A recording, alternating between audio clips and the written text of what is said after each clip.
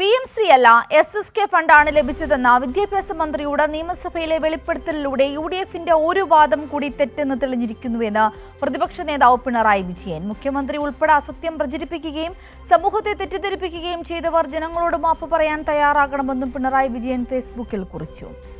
വിവരങ്ങളുമായി ഷീജ കൂടി ചേരുകയാണ്. ഷീജ, നോക്കൂ, ഏറ്റവും പ്രധാനമായും മുഖ്യമന്ത്രി ഉൾപ്പെടെ പ്രചരിപ്പിച്ച ഒരു കള്ളമാണ് ഇപ്പോൾ പൊളിഞ്ഞിരിക്കുന്നത്.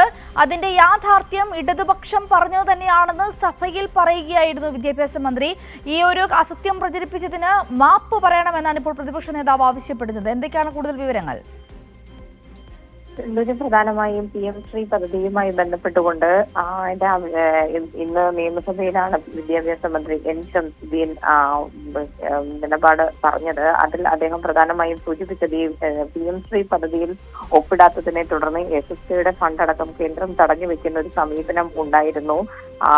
ഇതിൽ ഈ ഒരു പദ്ധതിയുടെ PM-ശ്രീയുടെ ഭാഗമല്ലെങ്കിൽ പോലും SSKയുടെ ഫണ്ട് അടക്കം തടഞ്ഞു വെക്കുകയും പിന്നീട് അതിന്റെ ഒരു ഘട്ടം മാത്രം നൽകുന്ന ഒരു സാഹചര്യം ഉണ്ടായിട്ടുണ്ട്. ഇപ്പോൾ ഏകദേശം 1150 കോടിയോളം രൂപ ഈ SSKയുടെ ഫണ്ട് ഇനിയും ലഭിക്കാനുണ്ട്. അതിപ്പോഴും തടഞ്ഞു വെച്ചിട്ടുള്ള ഒരു സാഹചര്യമാണ് എന്നുള്ള കാര്യം അദ്ദേഹം സമ്മതിക്കുകയും ചെയ്തു.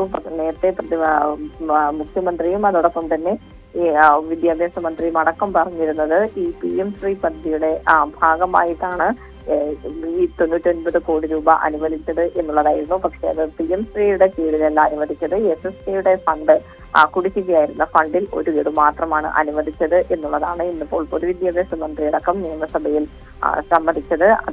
ഈ ഒരു സാഹചര്യത്തിലാണ് പ്രതിപക്ഷ നേതാവ് ഈ വിഷയത്തിൽ പ്രതിപക്ഷം ഉയർത്തിക്കൊണ്ടുവന്ന മറ്റൊരു കള്ളം കൂടി പൊളിഞ്ഞിരിക്കുന്നു എന്നുള്ള കാര്യം വ്യക്തമാക്കിയത്. ഏതായാലും LDF കൃത്യമായ രീതിയിൽ തന്നെയാണ് കാര്യങ്ങൾ ചെയ്തത് ഇതിൽ എന്നത് തന്നെയാണ് വ്യക്തമാകുന്നത് എന്ന കാര്യം കൂടിയാണ് അദ്ദേഹം ഇപ്പോൾ പ്രസ്താവനയിലൂടെ വ്യക്തമാക്കിയിരിക്കുന്നത്.